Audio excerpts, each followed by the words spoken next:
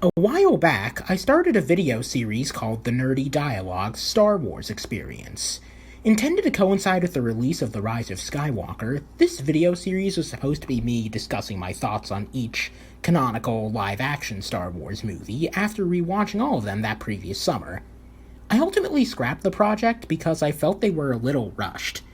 Now that it's been some time since the Skywalker saga ended, I thought it would be a good idea to do a new chronological rewatch of all 11 Star Wars movies, and discuss my thoughts on all of them. First up is Star Wars Episode 1, The Phantom Menace. Released in 1999, this movie was the first installment of the divisive Star Wars prequel trilogy. I've mentioned in the past that I have an equal amount of childhood nostalgia for both the original and prequel trilogies, which is probably why I don't have as strong negative opinions about the latter trilogy as other fans do. Overall, I enjoyed The Phantom Menace.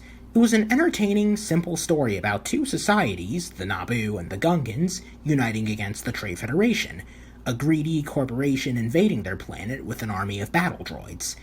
Of course, it also gave us backstory for several major characters going forward, including Anakin Skywalker, Obi-Wan Kenobi, Padme Amidala, C-3PO, and R2-D2. I think the actors did a good job with what they were given. I especially enjoyed Liam Neeson and Ewan McGregor as Qui-Gon Jinn and Obi-Wan Kenobi, respectively. The dynamic of the more lenient Qui-Gon paired with the more rigid Obi-Wan was very interesting.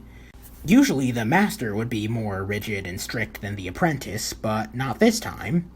I also thought that Jake Lloyd did a good job playing a 9-year-old Anakin Skywalker. He did not deserve the amount of hate that he received for this role. The visual effects looked good in 1999, and they still hold up 21 years later.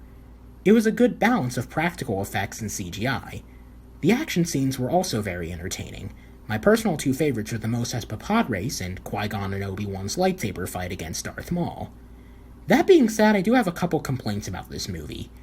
First off, I'm not a big fan of Newt Gunray. I'm pretty sure you're not supposed to like him. He's a greedy coward who doesn't care who gets hurt from his business practices. You see, George Lucas took his name from both Congressman Newt Gingrich and former President Ronald Reagan.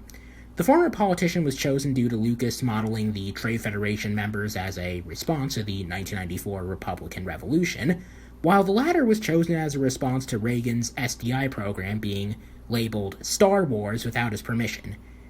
If this antagonist was inspired by two white politicians, why does he and other Nemoidians have stereotypical Asian accents? In addition, let's talk about Jar Binks. Just like Jake Lloyd, I thought Ahmed Best did a good job with what he was given, and he did not deserve any of the hate that he received. My problem is that I feel like Jar Jar's humor was out of place at times. I think the biggest example that comes to mind was when he was goofing off while Qui-Gon, Anakin, and Shmi were discussing their situation at dinner. Those are the only two things I could remotely complain about The Phantom Menace. Tune in next time when I discuss Star Wars Episode 2, Attack of the Clones. Hello, I see that you have reached the end of this video. If you liked what you just saw, you can give it a like, subscribe to the channel, and follow me on Twitter at DialogueNerdy.